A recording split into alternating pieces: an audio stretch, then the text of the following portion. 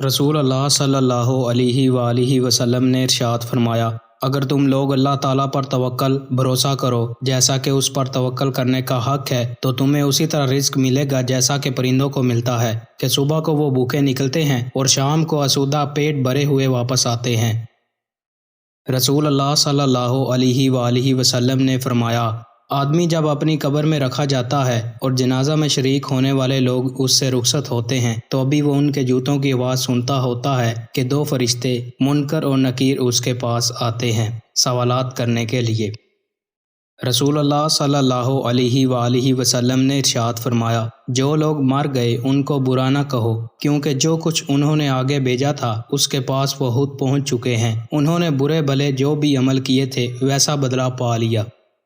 دوستوں، مزید اچھی ویڈیوز کے لیے چینل کو سبسکرائب لازمی کریں۔ بہت شکریہ۔